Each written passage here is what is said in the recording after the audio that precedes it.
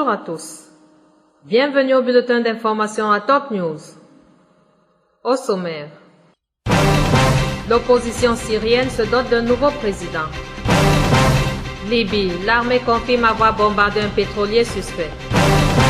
Attentat à Kaboul visant la mission de police de l'Union européenne, un civil afghan tué.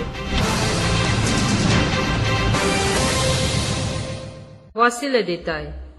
La coalition nationale syrienne, organisation de l'opposition à Bachar al-Assad, soutenue par les Occidentaux, a élu un nouveau comité présidentiel et désigné un nouveau président qui apparaît plus nettement indépendant à l'égard des soutiens étrangers de la coalition.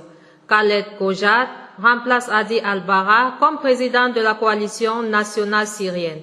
Ce dernier, qui n'a accompli qu'un seul mandat et ne se présentait pas à sa succession, était considéré comme ayant des liens étroits avec l'Arabie saoudite. Koja, 49 ans, médecin originaire de Damas et homme d'affaires, a obtenu 56 voix sur les 106 suffrages exprimés lors d'un vote à huis clos à Istanbul dimanche. Les 111 membres de l'organisation ont également désigné leur nouveau secrétaire général et plusieurs vice-présidents. Un poste de vice-président réservé à un représentant kurde n'a pas été pourvu. Pour l'instant, la composition kurde de la coalition n'ayant pas présenté de nouveaux candidats dans l'immédiat, a indiqué la coalition nationale syrienne. La montée en puissance en Syrie de l'État islamique est due au fait que les Occidentaux ne sont pas intervenus à la mi-2013 contre le régime de Bachar al-Assad, a estimé lundi François Hollande, invité de la matinale de France Inter. Il n'y a pas eu d'intervention pour Daesh et maintenant un mouvement terroriste qui s'est installé a regretté le président français qui avait milité en vain auprès de son homologue américain pour des frappes aériennes contre le régime accusé d'avoir utilisé des armes chimiques contre sa population. Prêt à intervenir militairement, François Hollande n'avait pas été suivi par Barack Obama, qui avait renoncé à la dernière minute à l'option militaire, également abandonnée par les Britanniques. Liban. Le ministre de l'économie Alain Hakim a énergiquement critiqué lundi la manière dont se déroule la campagne menée par le ministère de la Santé pour une meilleure hygiène alimentaire et a répliqué aux critiques qui ont été adressées à son ministère.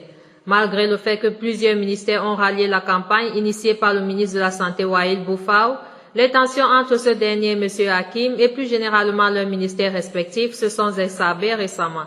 Leurs désaccords sont apparus notamment lors de leur dernière visite au silo de blé au port de Beyrouth.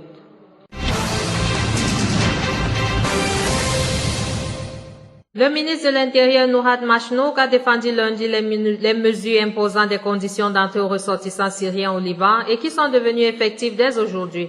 Le but des mesures est de limiter le nombre d'entrées de ressortissants syriens et dans l'avenir, ces mesures prouveront qu'elles sont efficaces afin de limiter le nombre de Syriens présents au Liban sans raison valable, a estimé M. Machnouk à l'issue d'une visite au Mufti de la République, le chef Abdelatif Derian.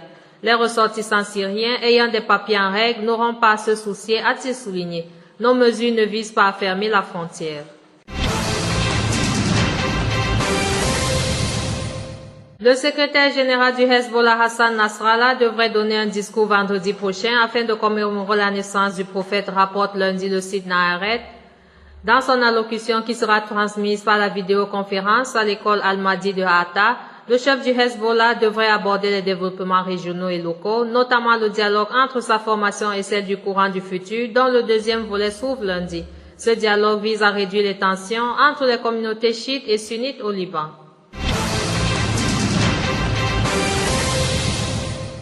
Un porte-parole des forces armées libyennes a confirmé lundi que l'armée avait bombardé un pétrolier suspect dans le port de Derna, fief islamiste de l'est du pays. Un bateau suspect a été bombardé dimanche par les forces aériennes libyennes, a indiqué à l'AFP ce porte-parole, le colonel Ahmed Mesmari, ajoutant que l'équipage du pétrolier n'avait pas obtempéré aux autres, lui enjoignant de s'arrêter pour être fouillé avant son entrée au port. Un attentat visant la mission européenne de police en Afghanistan, lundi à Kaboul, a fait un mort et 5 blessés parmi les civils afghans qui se trouvaient à proximité, a-t-on appris auprès de la police afghane et de Pôle.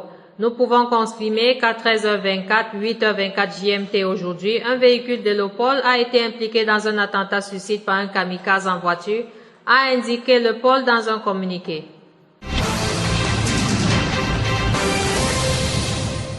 Autre titre, le parti majoritaire à l'Assemblée en Tunisie, Nida Tounes, a annoncé lundi avoir proposé pour le poste de Premier ministre Habib Essid, un ancien ministre de l'Intérieur ayant eu des responsabilités sous le dictateur déchu Ben Ali.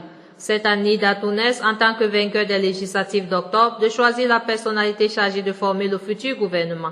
Monsieur Essid doit être formellement chargé par le président Béji Caïd Essebsi de former une équipe en fin de matinée.